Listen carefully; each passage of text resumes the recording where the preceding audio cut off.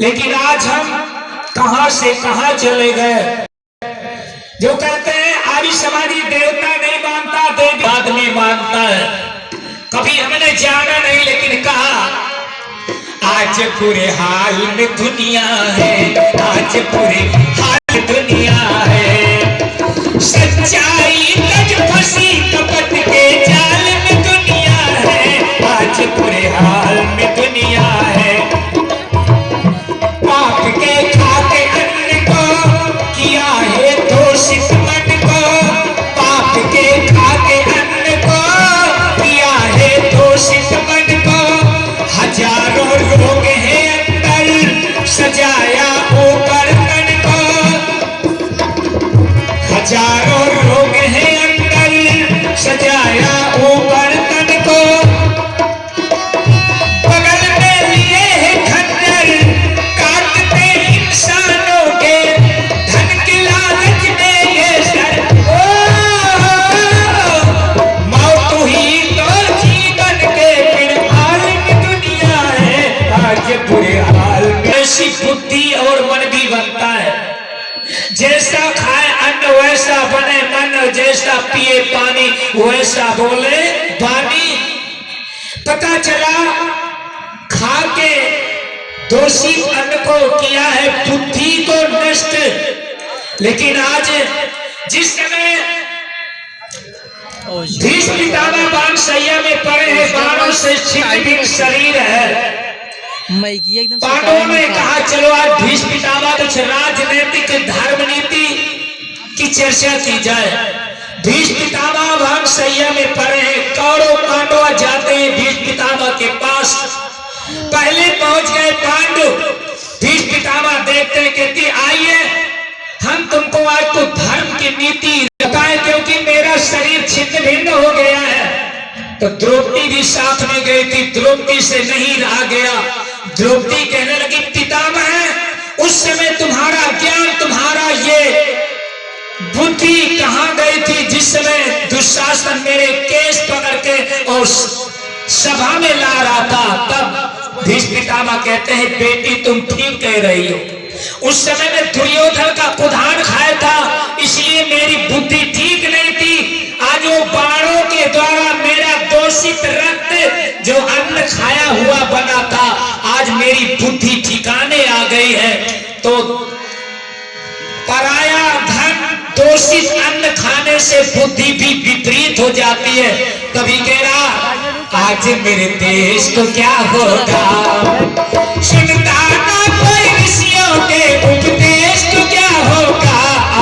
आज न जाने कितने मत और मतांतर फैल गए, न जाने कितने भगवान पैदा हो गए इस दुनिया में। अरे परमात्मा एक ही है, तीन सत्ताओं से सारा संसार बना, ईश्वर जी और प्रकृति। लेकिन आज भगवान पैदा हो रहे हैं, न जाने कितने मत और मतांतर फैल गए। और बताया जहां हो कथा वेद की वहां तो चार है आते, जहां हो अब देखते आप बागेश्वर महाराज के यहाँ ट्रेन में इतनी भीड़ होती है, नवरात्रि में मैं अकेले आ रहा, बैठने की जगह नहीं मिली। बोले तुम बाबा कहाँ घूम रहे हैं अकेले, ये सारी भीड़ जा रही है बागेश्वर के पास। मैंने कहा मिलेगा क्या वहां? बोले ये भाग जगाता है कि जिसका भाग जगता उसी के नाम की एक पर्ची आ जाती है। ऐसे अडम्बर में फंस करके आज के लोग अपने जीवन को समाप्त कर रहे हैं, कुछ भी मिलने वाला नहीं। लेकिन कहा जहां हो कथा वेद की वहां तो चार है आते, उनमें कुछ ऐसे भी आते कर रहे आपस में बातें। जहां पर धूर्त है लेते वहां पर मूर्ख है बैठे, चेलिया पैर दबाए बाल चाहे कितना बैठे। ऐसे कपटी भेष कभी दुनिया में क्या होगा, आज मेरे देश को क्या होगा, आज मेरे देश को क्या होगा। आज जिस देश में हाथ दिखाया जा रहा हो और कहे बाबा जी बताओ मेरे हाथ की रेखा, मैं कभी सुख चैन से नहीं रहने पाता। मेरे पास धन तो बहुत आता है, एक हाथ से निकल जाता है, एक हाथ से आता है। मेरी पड़ोसियों से नहीं बनती, मेरी भैंस 5 किलो दूध देती थी, 2 किलो रह गया। आज ऐसा अंधविश्वास में पड़ करके, अच्छा कितनी समस्याएं हाथ में दिखा रहा है, हाथ है कि कोई रजिस्टर।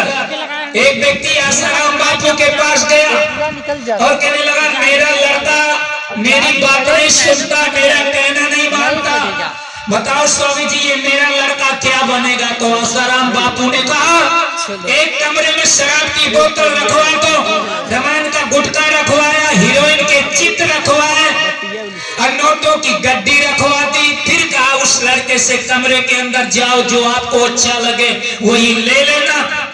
वो लड़का कमरे के अंदर जाता है, पहले तो देखता है शराब की बोतल, उसको भी पीता है उठा करके। नोटों की गड्डी पर जब नजर पड़ती है वो भी हीरोइन के चित्र भी रख लिए, रमान का गुटखा भी दबा लिया, बगल में बाहर आ गया।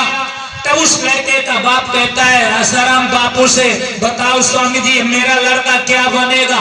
बोले कमरे के अंदर जाओ, कौन सी चीज बाकी रह गई, देखा तो चारों में से कुछ नहीं बचा।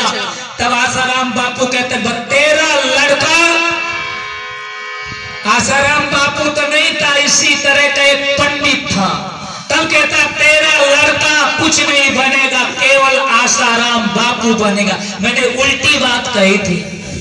आज ही आसाराम बापू रामपाल जो को कबीर का अवतार मानता है और कहता है वेदों में कबीर का नाम आया है, उसने समझा नहीं कबीर मनीषी आया है, सबके मन के जानने वाला वो परम